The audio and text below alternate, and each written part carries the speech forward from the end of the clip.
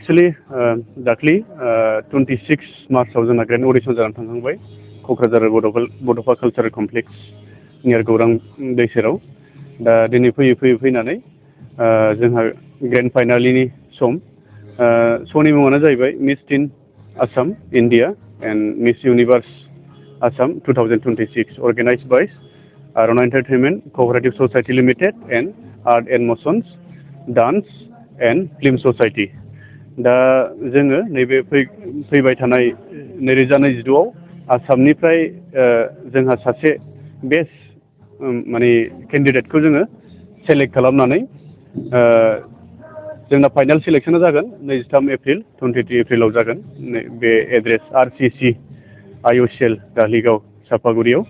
दा बेनि गेजेराव जों सासे सिख्लाखौ मिस इउनिभार्ससिम फाथायहरगोन आरो आसामनिफ्राय, आरो बेजों लोगोसे सासे जाहैबाय मिस टिन इन्डियायाव जों आसामनिफ्राय हरगोन आरो बे बोसोराव। ओरैनो बे जागायजेननायावहाय साबेसेसो कन्टेस्टेन्टआ बाहागो लादों? ओरैनो अफलाइन अडिशन होनोबा जोंना 26 मार्चआव जादोंमोन। बियो बाहाय एराउन्ड 23 केन्डिडेटफोरा दंमोन। ओमफ्राय अनलाइन बुङोबा जोंना 15 to 20 एप्लाइ खालामदोंमोन। बेनि गेजेराव फाइनाल सिलेक्सना जोंहा 14 जन फर मिस इउनिभार्स आसाम एन्ड 10 केन्डिडेटआ जाहैबाय मिस टिन आसामनि थाखाय। दा बेजों लोगोसे आङो खावलायहरगोन जोंनि साफ्रोमबो बड'लेण्ड हालामनि रायजो राजा बिथांमोनहा जुदि नायनो गोसोबा बिथांमोनहा फ्रियावनो फैनानै नायफैनो हागोन।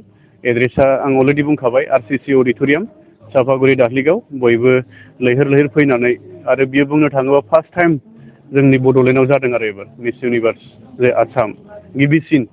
दा बयबो जोंनि BTC हालामनि बड'लेण्ड हालामनि रायजो राजाफोरखौ फैनानै साबायखर होफैगोन। आरो बेजों लोगोसे आङो रिकुवेस्ट खालामबावगोन जोंनि दानि BTC गभर्नमेन्ट जोंखौ हानायमानि मदद होथों, जाहाथे जों फिउचारावबो बेबादि प्रग्रामखौ खुंबाय थानो हायो। बेखौनो आं जोंनि अर्गानाइजेसन टिमनिफ्राय आङो गुरै खावलायहरबाय आरो।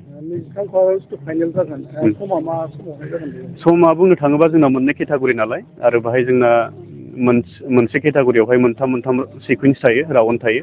टिनावबो जोंना ट्रेडिसनेल थायो, इन्ट्रडाक्सन राउन्ड थायो, आरो फाइनाल राउन्ड थायो। आरो मिसआवबो बिदि सेम प्रसेसआनो। दा जोङो मेकआपनि प्रसेसबो दङ जोंहा, ड्रेस गानहोनायनि प्रसेसबो दङ जोंहा। जोङो टिन केटागरिखौ जों एराउन्ड 11 AM निफ्राय जोङो स्टार्ट खालामगोन। बे स्टार्ट खालामनानै जागायनानै टिन केटागरिया जोंना एराउन्ड 3 बाजिसोआव जोबहैगोन। बेनिफ्राय जोङो मिस केटागरिखौ लाबोगोन एराउन्ड 4:30 नङाबा 5। आरो जोंहा माखासे इनभाइटेड गेस्टफोर दङ। चिफ गेस्ट हिसाबै जोङो जोंनि दानि BTCनि गाहाय खुंगिरि श्रीजित रेसपेक्टेड हाग्रामा महिला सारखौ जों खावलायदों आरो नाजाबाय थादों सारा एटेन्ड जायो। आरो जोंहा टुरिजम EM हिसाबै जों धीराज बरगयारि सारखौ हांख्रायदों। आरो जोंहा फरेस्ट EM हिसाबै जोङो पानिराम सारखौ जों हांख्रायदों। कालसारेल EM निफ्राय जों मनेस्वर सारखौ हांख्रायदों। आरो जोंनि चिरां डिस्ट्रिक्ट बिसा आरो माखासे रेनाउन्ड सिंगार आर्टिस्ट जों बिथांमोनखौ हांख्रायहरदों। आरो जोंनि सेन्ट्रेल बड' सिने एस'सिएशननि गासिबो आर्टिस्टफोरखौ जों हांख्रायदों। क'क्राझार डिस्ट्रिक्टनिखौ जों हांख्रायदों। आरो बेल' नङा, माखासे इन्टेलेक्सुयेलफोर जायफोर गोरों चिरां डिस्ट्रिक्टनि superintendent of police, district commissioner जों बिथांमोनखौ हांख्रायदों इभेन्टआव एटेन्ड जानो थाखाय।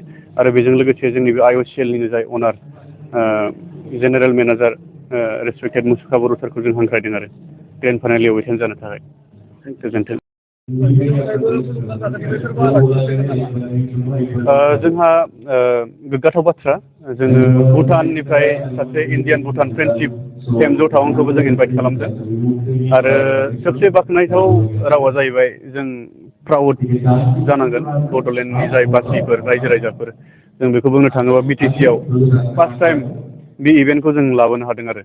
आरो बेजों लोगोसे आं जाजिं पेनेलाव जोङो स्पेसियेलि थांनाय बोसोरनि जाय मनिका बिश्वकर्मा इण्डियाखौ रिप्रेजेन्ट खालामदोंमोन मिस इउनिभार्स इण्डिया, बेखौ जोङो एसे चिफ जास्ट हिसाबै इनभाइट खालामदों। आरो बेजों लोगोसे मिस इउनिभार्स अर्गेनाइजेसननिनो जाय प्रानजायजि अपारेटर मिस्टार आमजाद खान मुम्बाइनिफ्राय बिथाङा फैगासिनो दङ। आरो बेजों लोगोसे जोंहा लकेल जाज हिसाबै जोङो बर'निनो सासे फेमास एक्ट्रिस एक्टर फुजि बिथांखौ जों जाजिं पेनेलनि थाखाय इनभाइट खालामदों। आरो बेजों लोगोसे जोङो जाजिं पेनेलावनो डक्टर निजोम महिलारि जाय बिथाङा आइ आफा हस्पिटालनि सासे अनार, जों बिथांखौबो जाजिं पेनेलाव फज'नो थाखाय इनभाइट खालामदों। आरो बेजों लोगोसे जों गसाइगाव BEd कलेजनि प्रिन्सिपाल डक्टर अजित बर' सार जों बिथांखौबो जाजों फेनेलनि थाखाय इनभाइट खालामदों।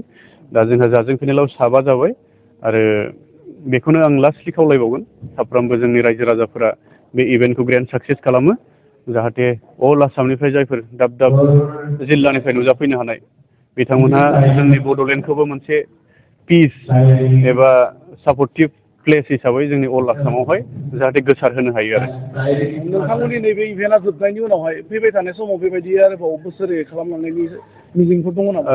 जुदि जोंनि बिटिसि गभर्नमेन्ट एबा बड'लेण्डनि रायजो राजाफोरा जोंखौ सापर्ट खालामोबा जोङो फैगौ बोसोरावबो अभियासलि जों बे इभेन्टखौ आरो लाबोबावगोन आरो बेजों लोगोसे जों माखासे लकेल इभेन्ट बुंनो थाङोबा लकेल डान्स कम्पिटिसन बेजों लोगोसे जों मिस्टार मिस बड'लेण्ड बेखौबो जों लाबोबाय थागोन। दा जोंनो नांगौ सापर्ट नांगौ आरो गभर्नमेन्टनिफ्राय बेखौनो जों अलवेज खावलायगोन जोंखौ हेल्प होलांबाय थागोन फैबाय थानाय समाव। गोजोन्थों।